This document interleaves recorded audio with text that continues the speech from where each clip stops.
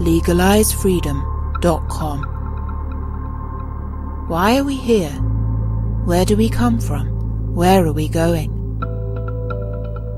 From the nature of reality to the future of humanity. Listen without limits. Unchain your brain. Change your thinking. Change your life. legalizefreedom.com.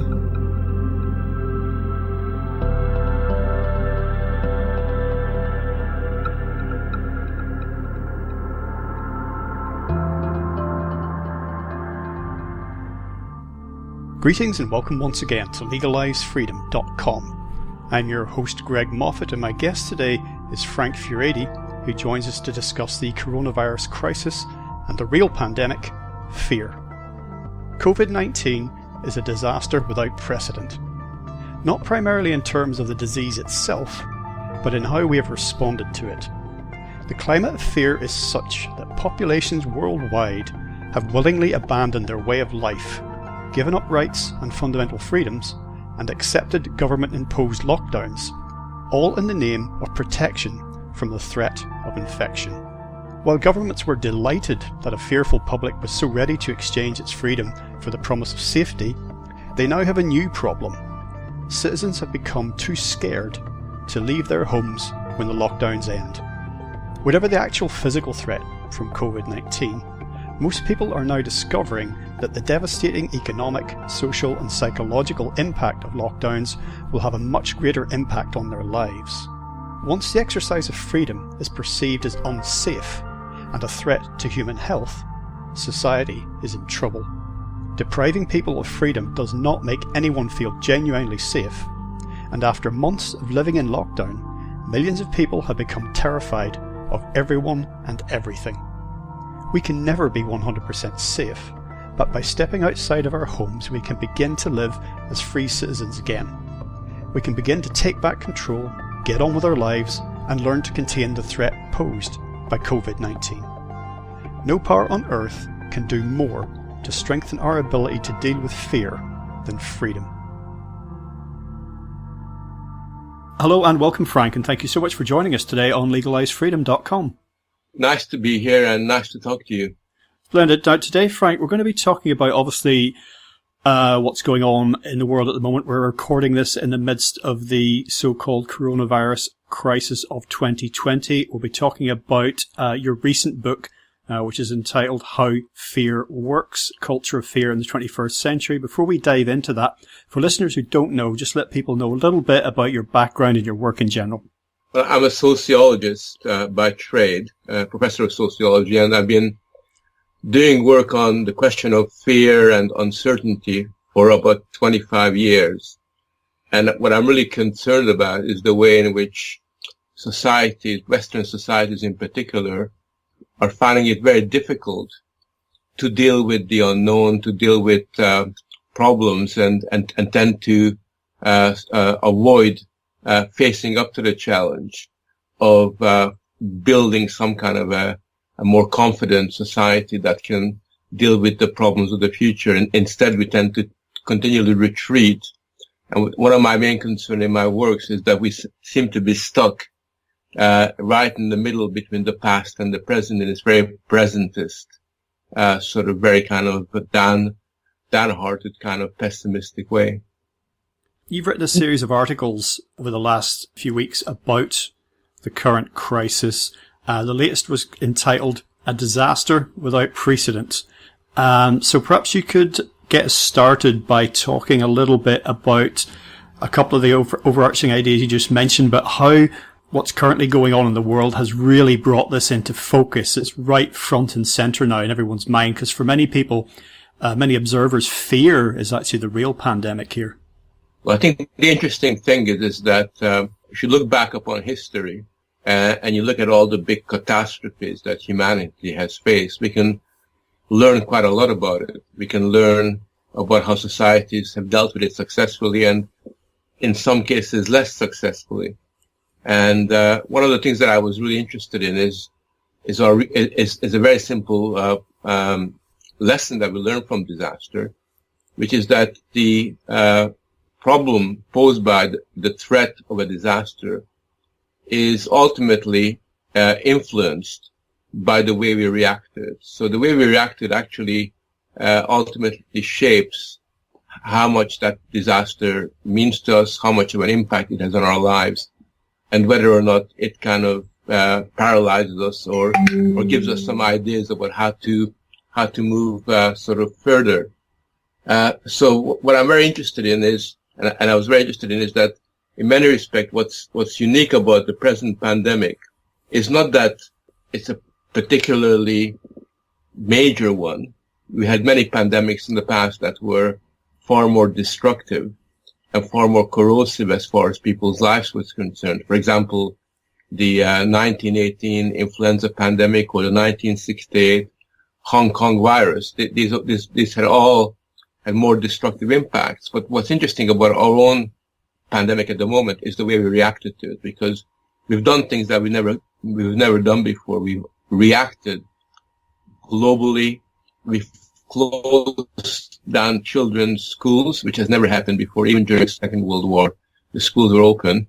We've never stopped talking about the pandemic. We've closed down the economy.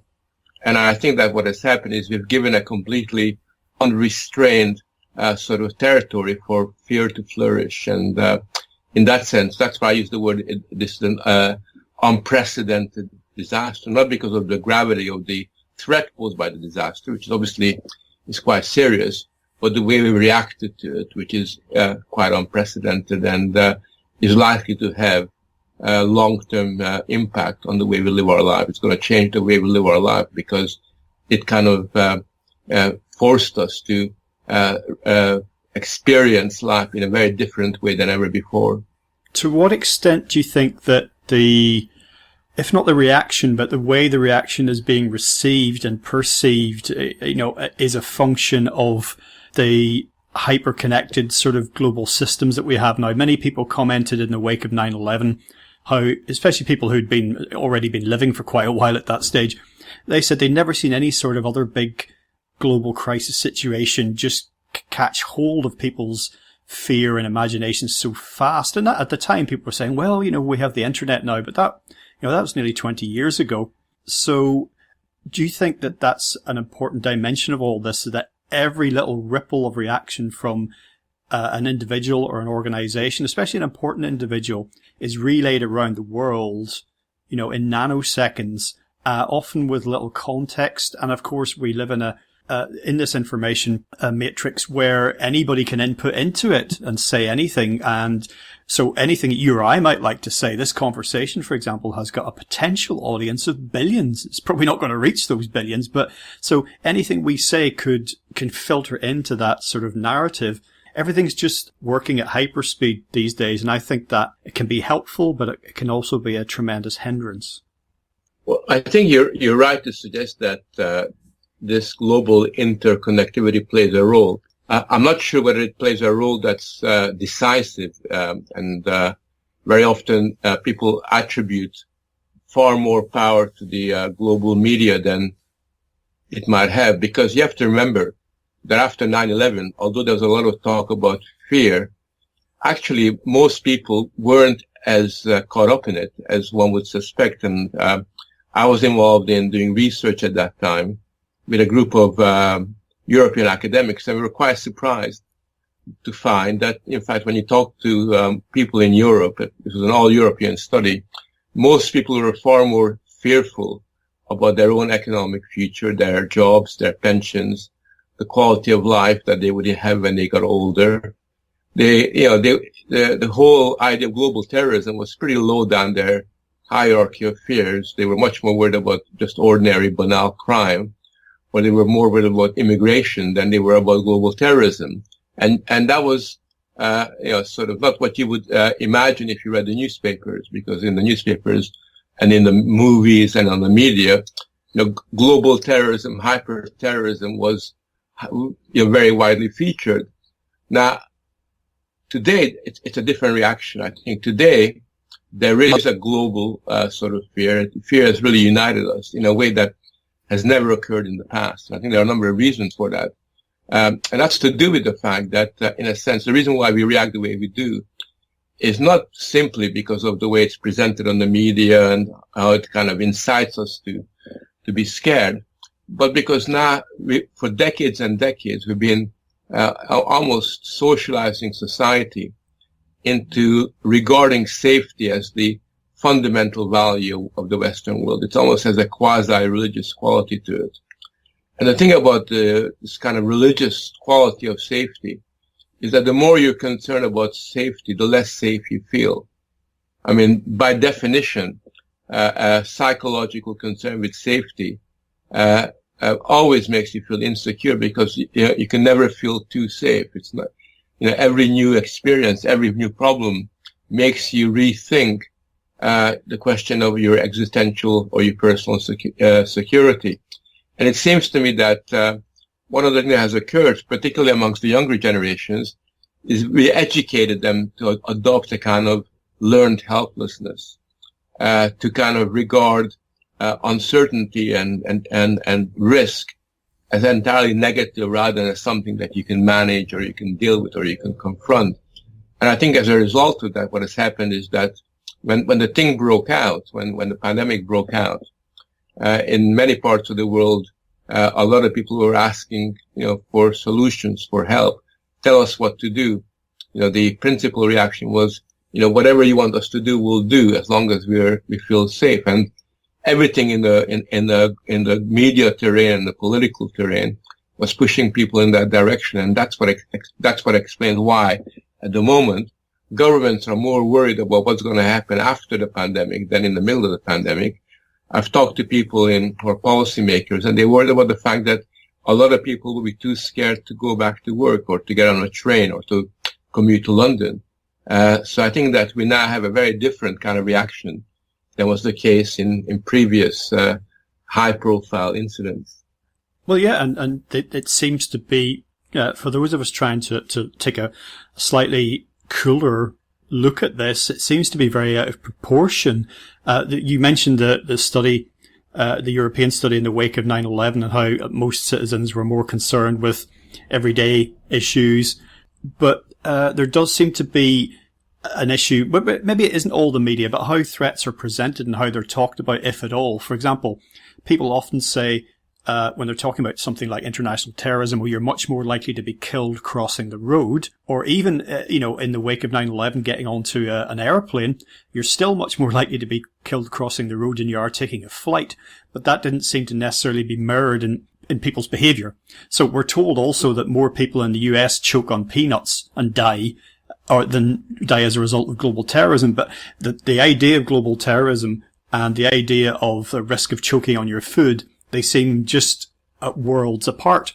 And so today, still, look at the list of things that are much more risky than catching this virus or even never mind dying from it.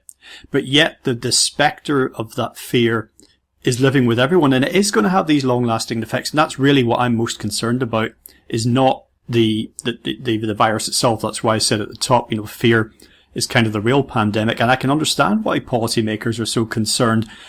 But, I mean, how much blame do you lay in general with governments, with official response to this? Well, I think that policymakers do play an important role because they send signals to the population. And I thought the British government was doing a really good job in the beginning until the media literally forced the government to change course, because I don't know if you remember, after a couple of weeks, they were saying, look, everywhere in Europe, they're doing different things than Britain is doing.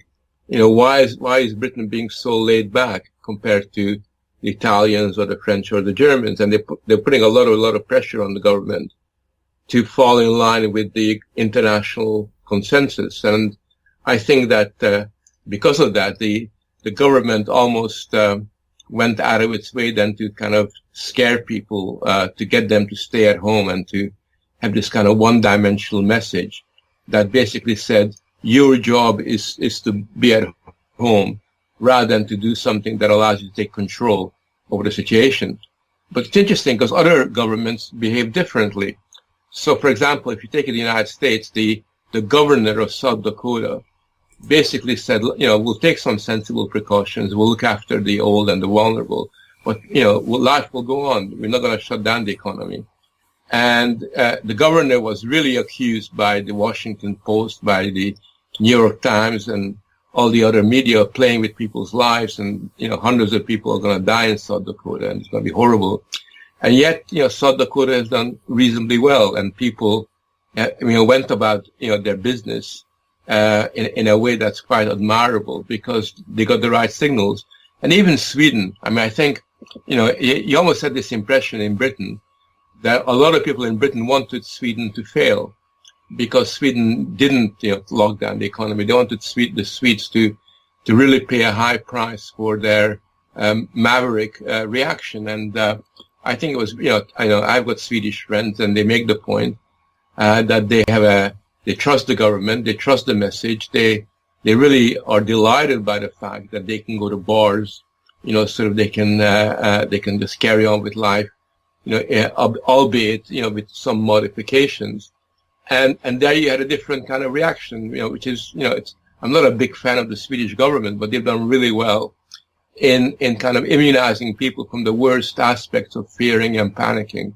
So I think policymakers can make a very big difference, but I think overall the real problem is culture. I think Western culture, with its obsession of safety and safetyism, where we have to really worry about every dimensions of our lives, has created a world where we're very insecure and we're all too ready to think according to the worst case scenario. And I think that kind of worst case thinking has become so institutionalized that it does become, a very, very big political problem almost everywhere.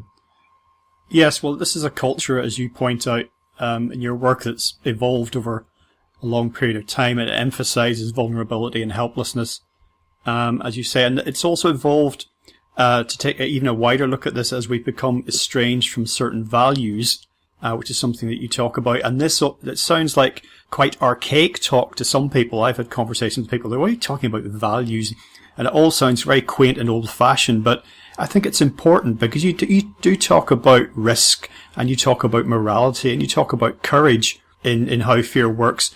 And this is important to grasp when you're trying to understand where we are now in general, but in particular how this crisis is playing out.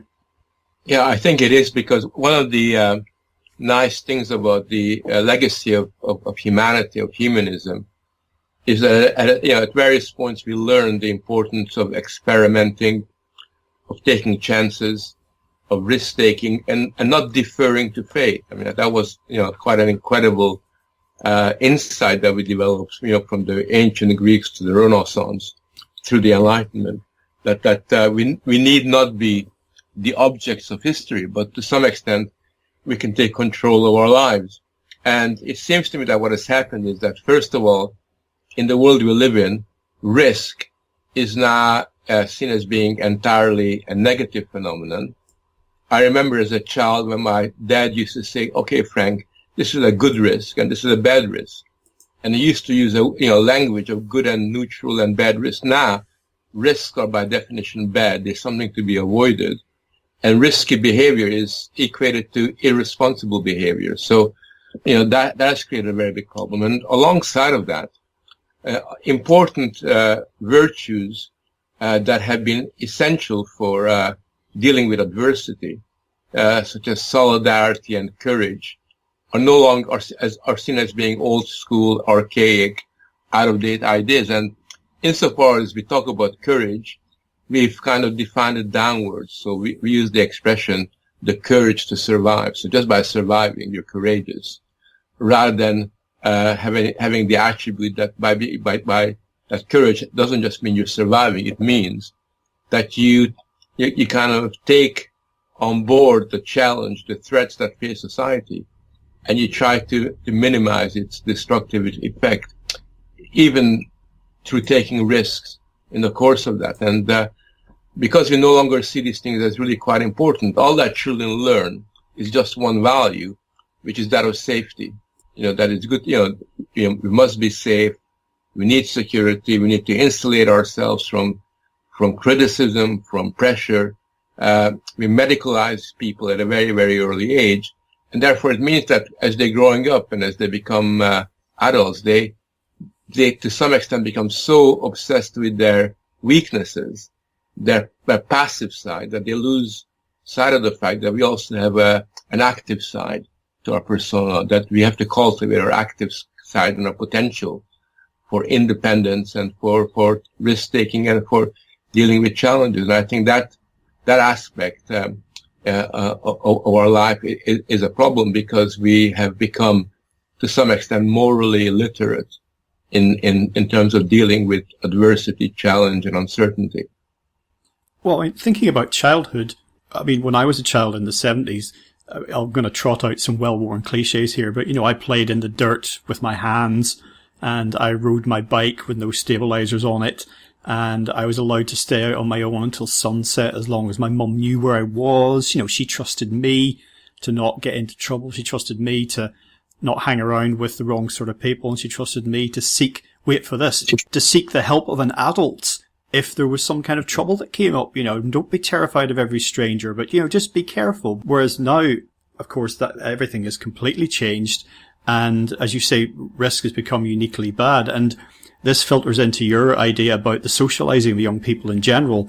And of course, many young people who are children and teenagers now, their parents themselves grew up in a world quite different from the one that you and I grew up in. So this is several generations old now, to the point where allowing your child to perhaps play in the dirt, or allowing your child to be in the garden of their own house unsupervised, would be seen almost as irresponsible or some borderline child abuse. Yeah, I mean, this is very much the case. It takes around 3 to 4 generations for values to become institutionalized and for people to internalize them. So if you begin to look back to the 50s and the 60s, you can see how some of these precautionary ideals gained traction in society. But it wasn't until the late 70s that that generation of parents began to sort of take these seriously. And since the late 70s, every generation has become more and more enveloped in this idea of mistrusting strangers, of imagining that children are so fragile that they cannot be allowed to have real independence, that they cannot take risks.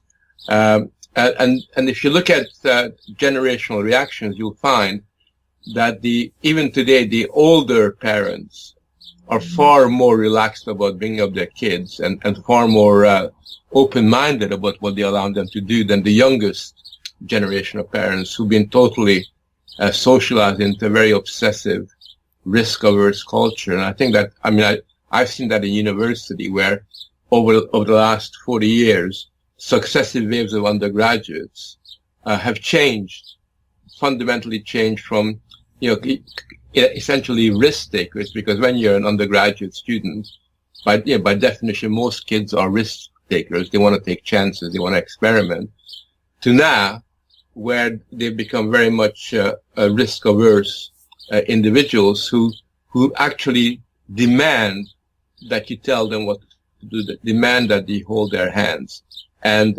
continually ask for affirmation in a way that is very sad, because you would imagine that at that age, between the age of 18 and 24, your idealism and your ambition and your aspiration to make your way in the world would lead you in a much more adventurous sort of risk-taking direction. Well, if you look at the relationship between the general public now in many countries experiencing this current crisis and their own government, it's very much like a child-parent sort of thing. You've written about how, the government can't be expected to do everything, yet the media have browbeaten the government, certainly in the UK, into a different response to this crisis, and then immediately begun attacking them because their response isn't perfect to everything. They're not getting everything right, as they say it, even though what you're supposed to get right is constantly shifting. This is a fluid situation. It's very difficult to judge. I wouldn't want to be part of a government response to this at the minute, unless I had some kind of real control where I could start to set the tone. I wouldn't want to be someone going out there every day doing a press conference, with no control over what decisions were being taken. I wouldn't want to face the media in that context. No, I think you're right. And I think that, I'm always surprised that governments or officials or communicators don't respond in a more robust way to the media, because basically the media, sort of is demanding them to, or trying to, in a sense, find problems with their behavior in a way that is completely inappropriate. I'm not against holding governments to account, which I think is always an important job in a democracy. But what I am against is this kind of niggling, why is it that, these beds weren't available here, and why don't we have more testing in this particular home, as if somehow a government minister or a prime minister can miraculously sort of create new testing centers or provide a particular sort of care home with masks and other kind of clothes, and totally overlooking the fact that we're living in a very, very dynamic, complex situation where the problems mutate from one day to the next, and where, even with the best will in the world, the best government is continually running behind to keep up with the changing form of the threat. So in that sense, the media is very, very unhelpful, because in an ideal world, what the media would be doing is actually encouraging people to develop their sense of fortitude, to take responsibility for their lives a little bit more, encourage people to kind of go out and find ways and means of supporting one another in the kind of communities. And instead of doing that, the media just simply kind of creates this kind of world that fuels mistrust and suspicion, and it's developed this style of blaming that is unrestrained, where a kind of blame culture and finger pointing becomes almost like the alternative to critical engagement and critical thinking. They actually imagine that the more you can blame, the more effective you are, but it's not realizing that if you do that, you undermine trust in everything in our communities. You've written about name calling in this context of the current crisis, in terms of the debate or lack of proper debate about what's going on, what the response should be. This term COVIDiots, it's been going around, and how that's just one of the many ways that people are trying to shut down those that they don't agree with. And for all the rhetoric we have at the minute about community solidarity, we're all in this together. And that's, people encouraged, to be brave. What I see and feel, as I'm sure most people do who are observing the situation, is just a lot of frightened people who are driven apart from friends and family and neighbours, and driven, pitched against each other. You're not doing enough, you're doing the wrong thing. Exactly the opposite of what you might have experienced, maybe several generations ago in an event of a national crisis, genuine solidarity. So, and that does worry me going forward as well, is for all the economic and other effects that we'll be dealing with, what the societal effects are going to be. Are there going to be people a year from now jumping away from people in the street? Are there going to be people running out of restaurants if somebody coughs? Are there going to be people still wearing masks 2-3 years from now, criticizing other people who don't? So that's something I keep a close eye on, and it does concern me. Yeah, it concerns me as well, because usually in a crisis situation, you have wonderful examples of solidarity, of people pulling together. And to be sure, we have a bit of that. And not everybody in the community has become, just a passive audience watching the unfolding of the pandemic. There are a lot of people that want to do good things, that want to provide help to other people, that want to volunteer. But I think that what has happened is that the majority of the population has been cast into this very passive role, where the more passive you are, the more you're shielded from reality, the more you, in a sense, are enclosed in your home, the more frightened you become, and you kind of lose your ability to make judgment calls, to kind of make calculations about what's sensible and what isn't really sensible. And I think that what we've lost is an opportunity for communities to develop their capacity for judgment, for using their common sense, for making local decisions that are appropriate for their circumstances, that may not be the same decisions that another community makes. For example, it seems to me absurd that the same rules apply in London as in a kind of small farming community in Yorkshire or elsewhere, because the nature, the threat, the problems are very, very different, and the one-size-fits-all kind of approach makes no sense. I think it would make much more sense if people were allowed to discuss and debate as to what is the best way of managing this pandemic so that it has the least disruptive effect. And that's what you would have hoped would have occurred. So I think that is a problem. And I think you're right to say that projecting the problem into the future, there is a danger that for a lot of people, this experience has been so powerful and so overwhelming that they will adopt rituals and practices, that will kind of move into the future. So just to give you an example, today, I went to our local shop to get some bread and some vegetables, a kind of a farm shop, and there was 6 or 7 people in the queue. And as I was standing there, this guy comes up to me, who's a friend of my colleague, and he comes over and shakes my hand, and I shake his hand, and then we looked at each other. He says, we shouldn't have done that, but we just did it because it just seemed like the right thing to do. And we looked around, and some of the other people were smiling, but some of the other people were looking at us in a very, very hostile way.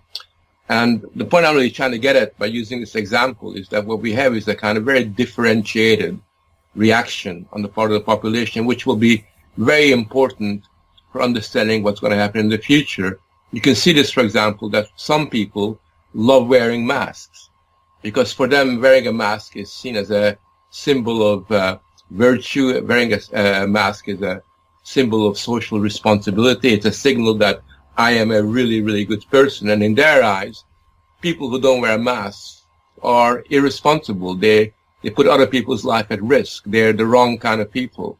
And then some people don't wear masks because they're making a statement by not wearing masks.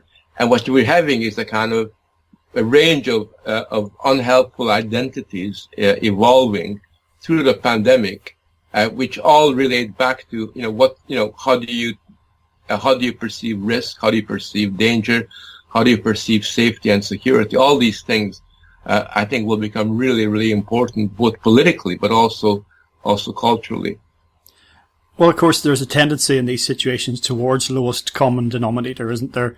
So therefore, if in some instances it would be valuable to wear a mask, then everyone should, because as soon as you introduce an element of doubt or variation, then that opens the door for people to flout the rules in the name of that. For example, you were saying, of course, you would expect different behaviours in London, so densely populated, so many activities, essential activities still going on there compared to an isolated farming community. But I guess the idea from legislators and law enforcement is, well, if you allow some people to do one thing and other people to do another, in particular with this situation we're dealing with, because so many people don't like it, they're so disturbed by it, and they do want to get back to quote-unquote normal as quickly as possible, that if you even open a tiny little chink in the door to potentially not social distancing or potentially not doing X, Y, or Z, then they will take that chance. So better just have everyone do the same thing, one size fits all.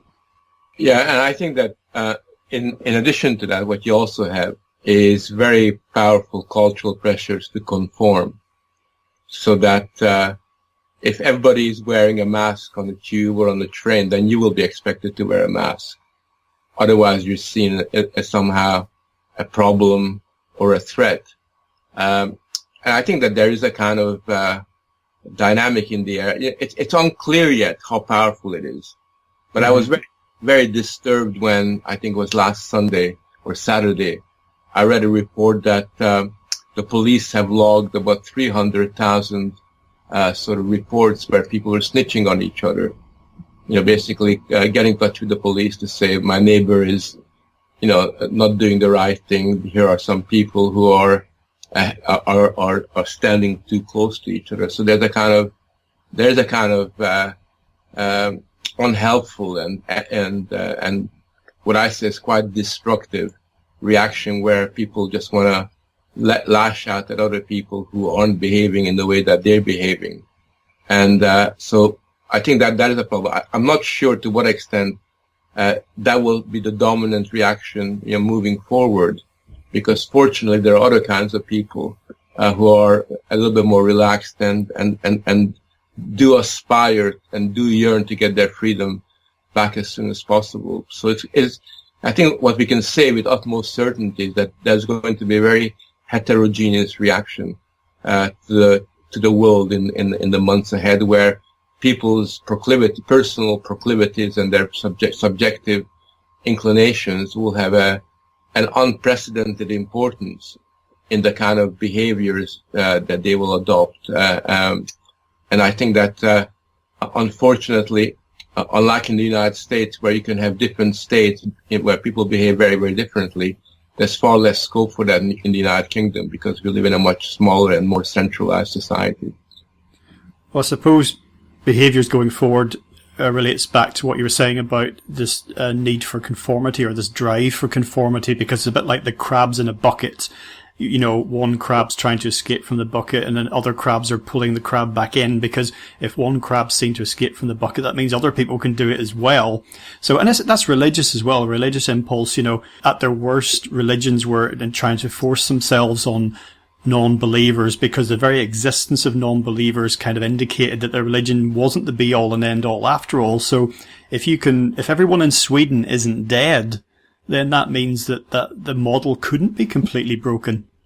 Yeah, and I think that there's a parallel with religion, which is the way in which safety has become this kind of quasi-sacred value. And it's got its own rituals and its own symbols. And, there is a kind of sense in which, sort of we kind of tell each other, and this was the case even before the pandemic, almost ritualistically, not saying goodbye, but when we leave, we say stay safe, as if we live in a dangerous kind of a world. And we talk about safe sex and safe schools. We talk about safe spaces, and gradually, just about every dimension of our life has got to have a safety label attached to it, and unless it's a safe sort of environment, and whatever that means, it's always unclear. There's always, you're always scoring the accusation that you're doing something wrong. Why aren't you keeping me safe? And I don't know if you notice, but, every time any, manager or company director, talks about their product or their services, they always begin by saying, our first priority is the safety of our customers. And I remember taking my child to school, or trying to find a school for my kid. This was back in 1995 when I first noticed it. And my wife and I would go to, different schools to see what was going on. And I remember the headmasters coming to us and saying, "Oh, don't worry, Professor Furedi, because in our school, the safety of your child is our first consideration."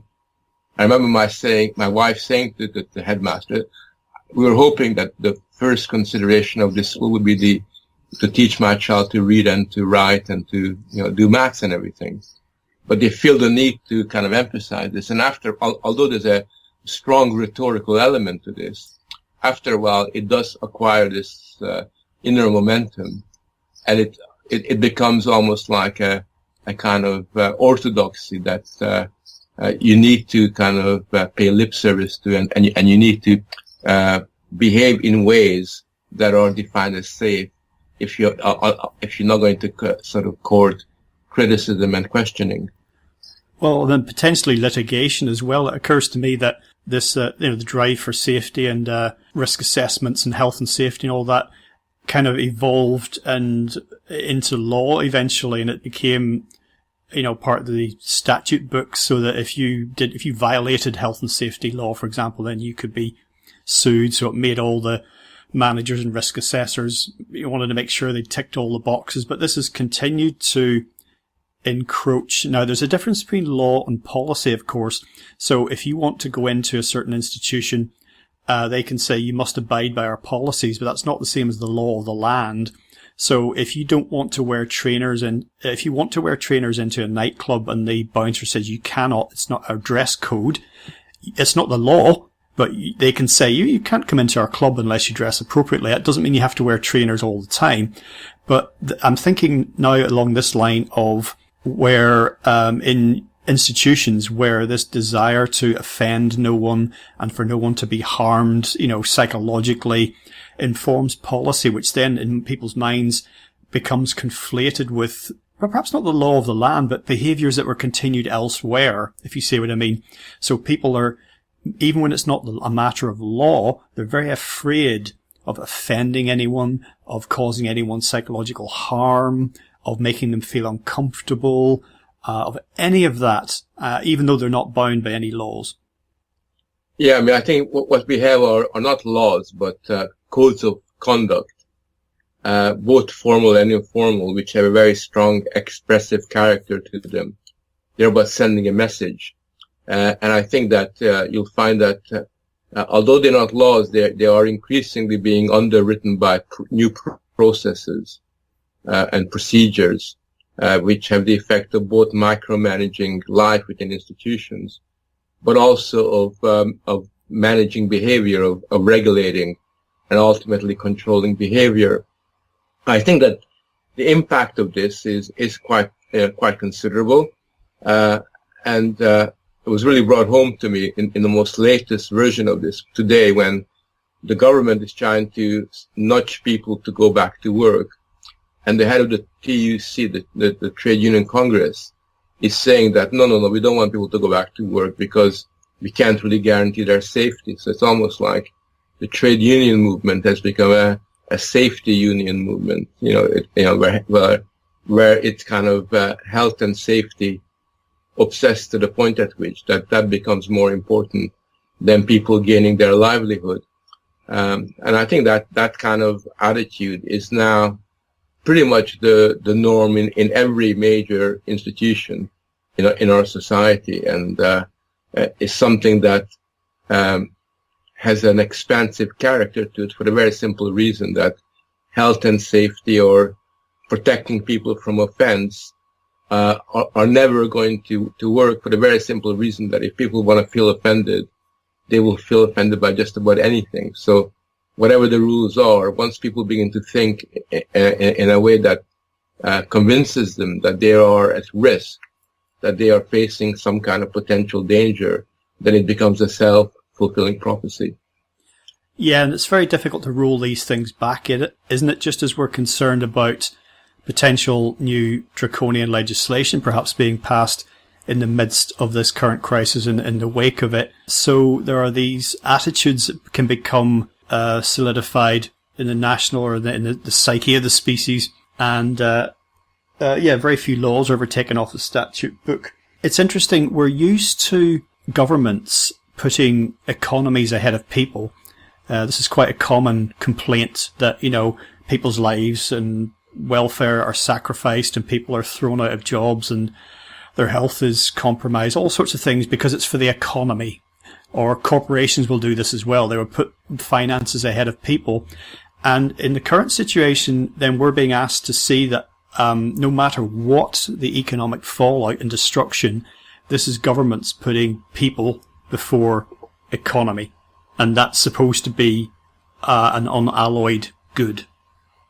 Yeah, and I think this trade-off between people's lives and the economy is a fundamentally flawed counterposition for the very simple reason that the economy isn't just simply a set of statistics or a set of textbooks. The economy is about people's working lives, and our lives as human beings is just as much bound up with the work we do as the food that we eat.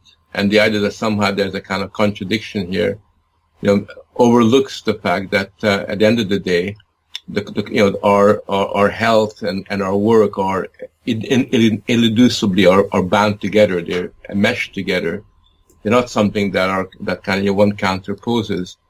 And I think the very fact that there is this kind of, people versus the economy, has got to do with this, sort of, grotesque critique of capitalism. That's what it's kind of driving it, that somehow there is something fundamentally wrong with making, that we have to work, when we don't want to work. And it's, and one of the demands that's being put forward by critics of the government is that, if people don't want to go back to work, they shouldn't be made to go back to work.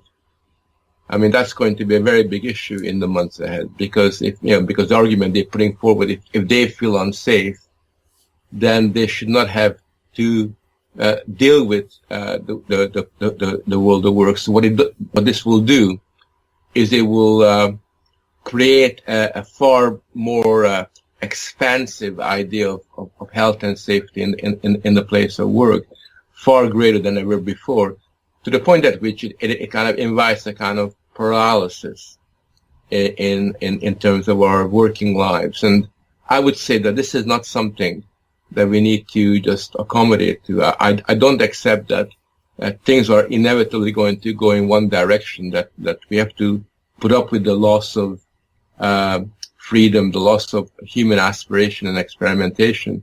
There are, we can argue, we can debate with people, we can set examples of alternative ways of doing things. So I would, I hope that conversations like you and I are having at the moment are taking place elsewhere as well, can begin to encourage people to discover their active side and their capacity to make things happen, rather than just simply, sit at home and watch daytime TV, while the pandemic goes on. Well, they're already talking about people not going back to work, and some people not wanting to, being afraid to. Of course, the concept, the universal basic income concept has been revived again at this time as a way of potentially providing for people. Initially, those who may have lost their jobs in the medium term, maybe long-term future, maybe we'll never get them back again. What do you do with all these suddenly unemployed people? I mean, signing them all up onto the benefit system presents a problem. But down that route, then you're going to basically, whether you think there's any, or whether anyone listening to this thinks there's any merit in a universal basic income or not, the point is, in this context, it would kind of institutionalize this idea, paying people to stay at home, because we've been told at the minute that staying home is the heroic thing to do. Stay at home, play computer games, watch Netflix, don't go out, don't interact, save the NHS, save the country, save lives. If something as fundamental as paying people to not work going forward, never mind what work needs to be done and doesn't need to be done and what's essential and inessential, will be an enormous fundamental change to go through, particularly as you say that although we're sometimes encouraged not to identify with our jobs or whatever, but people do derive so much meaning from what they do. And we can see people struggling with that now, people sitting at home who want to be at work because they take so much of their life's meaning from what they do. No, I agree with you. I think that work is an essential element of our identity, our individual identity. It is through work that we learn to express ourselves. And ultimately, it is through our work that we discover who we are. And it doesn't matter what work you do, whether it's got a high status or not. It does have all of these attributes to it. So I think that, we should do whatever we can to encourage people to get back to work. And if there is going to be a massive problem of unemployment, which is a possibility, we got to think about how we use that potential that the unemployed have for positive purposes, and in particular, so that people understand that their life and the resources that they get have come with responsibilities in some shape or form. Obviously, there are people who are ill and sick and everything else who don't fall into that category, but most of us are really healthy individuals that can find ways and means of making a useful contribution to their lives and to society. So I do believe that we gotta hold the line on work in order to basically ensure that people are able to get on with their lives. And because we know that people who don't work, usually end up, depressed. They usually end up turning in on themselves and end up in a worse place than if they had a job. So I think that the work element is really quite important, and it's going to be one of the first important debates that we're going to have in the post-COVID era. Well, beyond the psychological fallout for individuals and societies and how we all act and interact with each other going forward, in the potential negatives left over from this, one concern I have is that it will be a temptation, or at least a possibility, for lockdowns or other sorts of draconian measures to be reenacted again and again. We've set a precedent now in the same way that you and I are still living with airport security that was brought in, some of it ineffective, which was brought in the wake of 9/11. 10 years from now, 20 years from now, I'd rather not be living with some of the things that we're dealing with now. I mean, time will tell. Yeah, I mean, there is that threat. Usually whenever freedoms are lost, they're never given back voluntarily. That's the lesson of history. My main concern is really with the indifference of a large section of society towards the loss of freedom, and the unquestioning way in which people reacted to being told that there's a lockdown, or the unquestioned way in which people have accepted some of the post 9/11 emergency measures. And I think that it seems to me that the real problem is that we're not taking freedom sufficiently as an important value. I think the valuation of freedom has suffered in the last 2 or 3 decades. You can see that most clearly in the universities, where the freedom of speech is not celebrated anymore, where in fact intellectuals devote more energy towards criticizing free speech than in supporting it.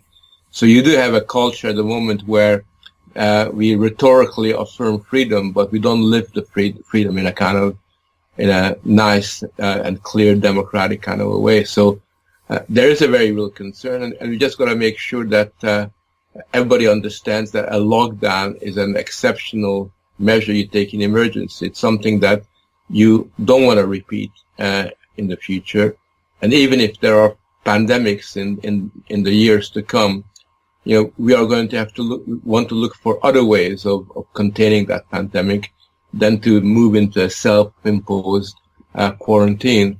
And I think that question is crucially important, because freedom is something that we need to flourish as a human species, and freedom is something that is the most creative dynamic within our societies that allows us to flourish and to thrive, and therefore anything that compromises that needs to be fought.